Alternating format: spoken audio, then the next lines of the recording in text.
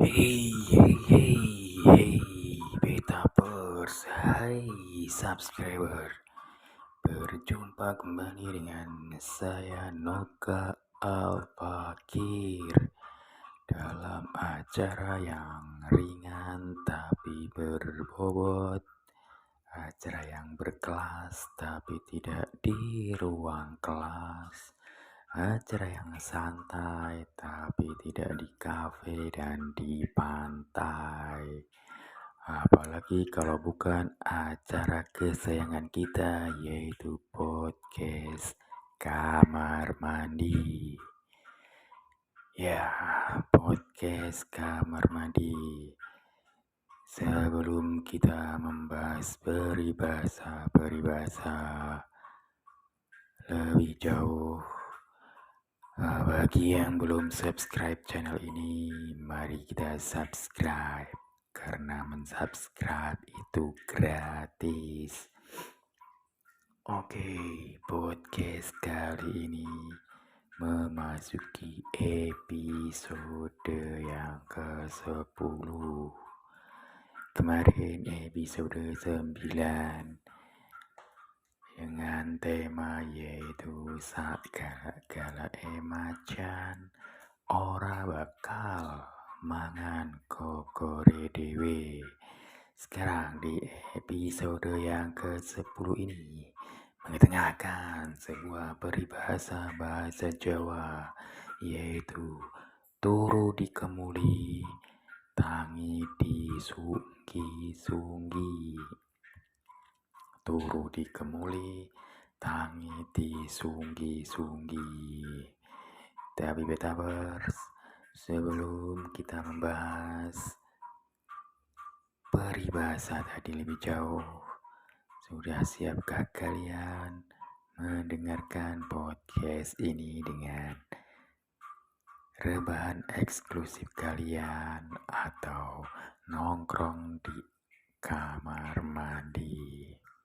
Oke Betavers, mari kita mencoba mengulik apa yang dimaksud dari peribahasa turu dikemuli, tangi disunggi-sunggi. Oke, di sini ada kata turu ya Betavers. Turu yang dalam bahasa Indonesia berarti tidur. Tidur. Turu, bubuk, tilam, sare, tidur. Urut-urutannya begitu ya Betavers ya.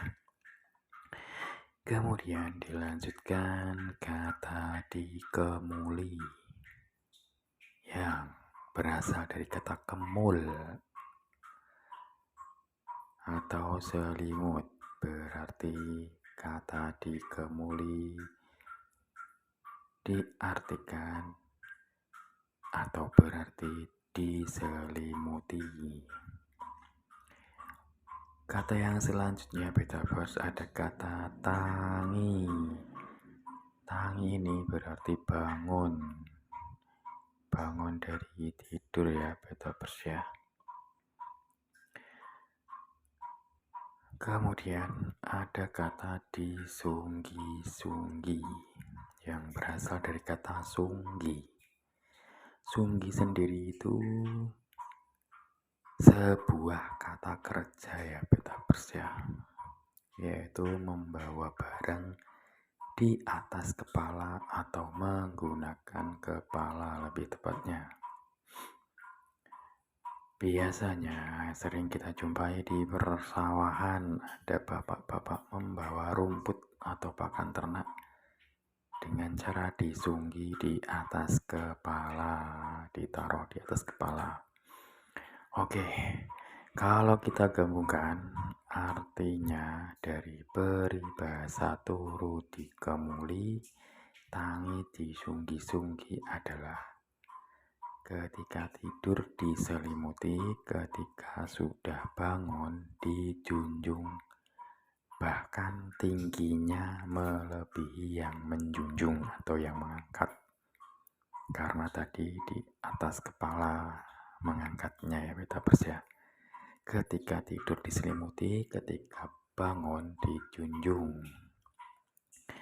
Nah, sekarang kita masuk ke makna kiasan dari peribahasa tersebut ya, Betapers ya. Sebetulnya peribahasa ini sebagai suatu gambaran tentang sikap para orang tua yang memanjakan anaknya tanpa batasan. Bisa kita terawang ketika si anak tidur atau tidak sadar. Orang tuanya memberikan selimut atau kenyamanan. Dan ketika si anak baru bangun, sudah dipuji-puji. Sampai mana tak memujinya, padahal baru bangun ya Betapers ya. Bangun tidur itu biasanya otak juga belum genap. Nyawanya masih sangkut. Penampilan masih semrawut. Tapi itu sudah dipuji-puji. Tapi itu makna kiasan ya Betapers ya. Bukan berarti kejadiannya pas tidur dan pas bangun tidur. Ya, bukan bermaksud begitu. Akan tetapi memanjakan anak dengan tiada batasan dan memberikan pujian yang entah itu pujian langsung kepada anaknya atau di depan orang lain, intinya menyanjung anaknya bahwa anaknya lah yang wah dan ter dari berbagai aspek yang imbasnya anak merasa nyaman dan terlena oleh kemanjaan yang diberikan oleh orang tua. Mungkin orang tua berpikiran semua dilakukan demi si anak, tetapi harus dengan cara yang baik dan benar. Betapers, memanjakan anak tentu boleh dan syah-syah saja ya. Tetapi harus ada batasannya. Sekarang kalau si anak saja tidak mau berusaha mengambil selimut atau selimutan sendiri sebelum tidur, buat apa orang tua capek-capek memberikan selimut padanya? Padahal perbuatan menyelimuti itu si anaknya sendiri tidak tahu atau mengetahuinya, kan sudah tidur. Ini pembahasan selimut di luar konteks kasih sayang pada anak ya Betapers ya. Karena dalam praktek dunia nyata, menyelimuti anak ketika anak kita sedang tidur itu merupakan wujud kasih sayang orang tua kepada anaknya, bukan memanjakannya. Oke, balik lagi yaitu tadi hanya makna kiasan tentang sikap memanjakan anak yang tiada batasan. Anak tidak berbuat sesuatu yang baik, bagus, atau membanggakan orang tua. Orang tuanya memuji-muji di depan orang atau tetangga. Yang ada malah si anak jadi tambah besar kepala, jadi sombong. Kalau kita berharap anak kita mempunyai karakter dan akhlak yang baik, tentunya kita sebagai orang tua juga harus mendidik anak kita dengan baik dan benar. Harus ada batasan-batasan yang harus diterapkan. Tidak serta-merta losdol, gaspol remblong dalam memberikan kenyamanan baik berupa materi ataupun fasilitas yang diberikan kepada anak. Tidak serta-merta mentang-mentang lagi ada dan berada, tentunya semua ada batasannya ya beta bersih. Kalau anak terlalu diloskan, baik itu materi atau fasilitasnya, tentunya banyak yang keluar jalur atau bahkan salah jalan. Karena memang belum saatnya mereka itu memerankan peran tadi ya beta bersih. Istilahnya anak berada di zona nyaman. Jadi sebagai orang tua yang cap orang tua, sebagai orang tua cap orang tua, sebaiknya kita introspeksi dan mawas diri terhadap cara kita memanjakan anak-anak kita atau calon anak-anak kita kelak.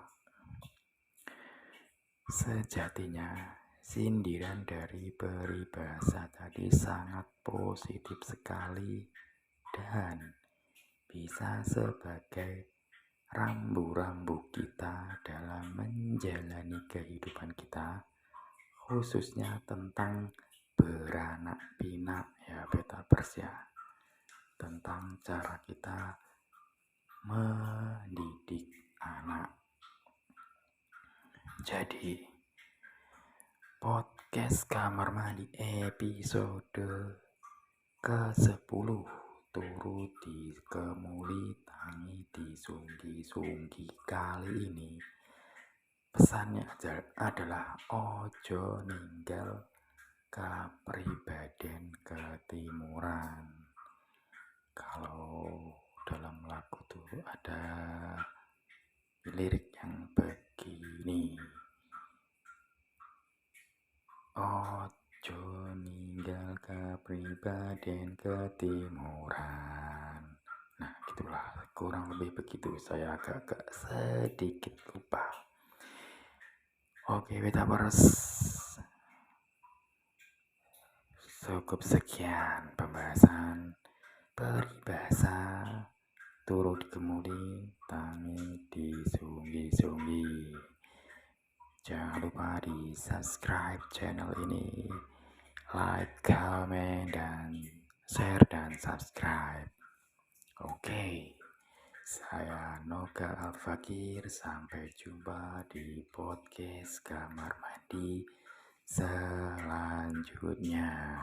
Terima kasih dan sampai jumpa. Kalau sudah, jangan lupa disiram